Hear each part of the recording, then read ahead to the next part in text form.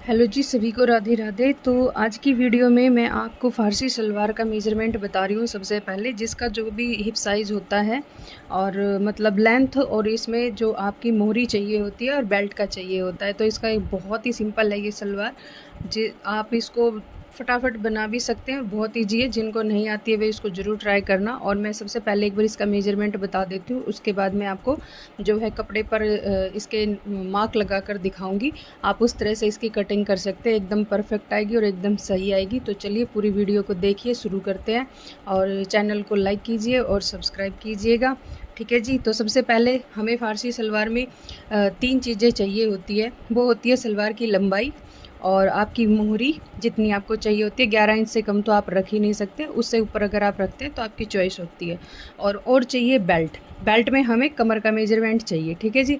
तो जैसे हम जो अपनी नॉर्मल सलवार पहनते हैं, जैसे मैं सलवार नॉर्मल अपनी जो है मेरी 40 होती है, तो उसमें आप 3 प्लस कर लेंगे, क्योंकि जो नॉर्मल सलवार होती है वो हमारी एंकल तक रहती है, ठीक है। और ये हमें फ्लोर टच तक चाहिए, तो ये फ्लोर से टच होती हुई पहनी जाती है। तो इसमें हम 3 प्लस कर लेंगे, तो ये टोटल हो जाएगी 43। मोहरी हम 11 इंच की रखेंगे, इसमें प्लस 1 रखेंगे, वो मार्जिन के लिए होता है। आप अपने अकॉर्डिंग 12 भी रख सकते हैं, लेकिन आप 11 से इंच कम तो नहीं रख सकते। 10 भी रख सकते हैं, जिनको चाहिए वो 10 या 11 रख सकते हैं, इससे ज़्यादा नहीं। और बेल्ट में क्या होता है, हमें ऊपर कमर जहाँ पे हमारा लास्टिक डलता है, आप इसमें नाड़ा भी डाल सकते हैं और लास्टिक भी डाल सकते हैं। मैं ये लास्टिक वाली बता रही हूँ, नाड़े की भी सेम ही कटिंग होती है, बस आप पे डिपेंड करता है कि आप उसमें क्या डालते हैं। कटिंग सेम ही होनी है दोनों की, ठीक है जी। जैसे कमर है 38, तो इसमें हम 4 ऐड कर देंगे बेल्ट के लिए, तो हमारी टोटल बेल्ट आ जाएगी 42। और इसमें प्लस 1 कर देंगे मार्जिन का, सॉरी उसका स्टिचिंग का, तो इसमें एक ये स्टिचिंग का हमारा ऐड हो जाएगा। बस ये होती है हमारी कमर, ठीक है। और लास्टिक लेते हैं, जो हमारी कमर है उसमें से आप 6 से 4 इंच माइनस कर दो लास्टिक का। जैसे 38 इंच की कमर है, तो उसमें से आप 6 से 4 इंच माइनस कर दो, तो आप 32 या 34 इंच की जो है, सॉरी 32 या 30 इंच की जो है बेल्ट यहाँ पे लास्टिक ले सकते हैं, ठीक है। तो अब आपको आगे समझाती हूँ कि आपको कैसे निशान लगाने हैं और किस तरह से निशान लगाने हैं। और इसमें कम से कम आपके पास 2.25 से 2.5 मीटर कपड़ा ज़रूर होना चाहिए। चलिए, तो अब आगे आपको कपड़े पर निशान लगाकर दिखाती हूँ। अब देखिए, यहाँ से हमने इंची टेप को रखा और वहाँ तक मैं 21 इंच पर लेकर गई इसको, ठीक है। और 5 इंच आप ऊपर जो है बेल्ट का कपड़ा ऊपर की तरफ निकाल देंगे, और ये 14 इंच पे निशान मैंने लगा दिया है इसका, और इस पर हमने गोलाई दे दी है। वो देखिए आप मैंने किस तरह से दिए, मैं आपको दिखाती हूँ। आप आसन किस तरह से छाटेंगे, ये देखिए। आप 5 इंच इसको ऐसे ऊपर की तरफ रखेंगे इंची टेप को इस तरह से, और आपने 14 इंच पे आसन पे निशान लगाना है। जैसे मैंने ये रखा और ये 14 पे लगा दिया। बाकी आप 1 से 1.5 इंच 2 इंच आगे की तरफ लेंगे और इसकी शेप दे देंगे इस तरह से। तो ये तो हमारा फ्रंट तैयार हो गया। अब आपको वहाँ से मोहरी पे से दिखाती हूँ मैं। मोहरी के लिए आप क्या करेंगे, आप इधर देखिए, ठीक है। मैं स्टैंड से वीडियो बनाती हूँ, तो आप ये चीज़ ना थोड़ी एडजस्ट कर लेना, जो आपको दिखाई नहीं दे रहा। अब यहाँ पर जो हम टोटल जो हमारी लेंथ थी 5 इंच, हमने ऊपर अपना इंची टेप रखा, ठीक है।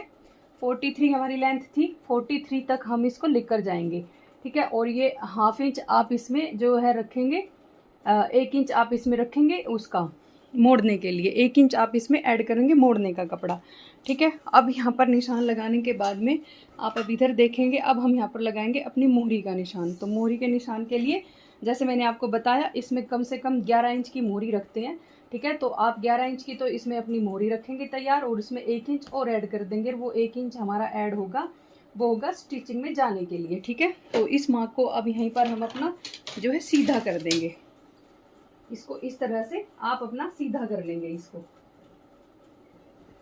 ये हमारा सीधा हो गया है अच्छे से, ठीक है। इसमें 1 इंच हमने स्टिचिंग में, ये आधा इंच नीचे चला जाएगा, आधा इंच ऊपर चला जाएगा हमारा स्टिचिंग का, और ये हो गया हमारा मार्जिन के साथ, ठीक है। अब इस निशान को जो है हम शेप पट्टी से मिलाएंगे। और आप ये ध्यान रखेंगे, जब आप इस निशान को शेप पट्टी से मिलाएंगे, तो जरा ये देखिए, वो रहा हमारा निशान उससे, और इस वाले निशान को अब हम शेप पट्टी से मिलाएंगे।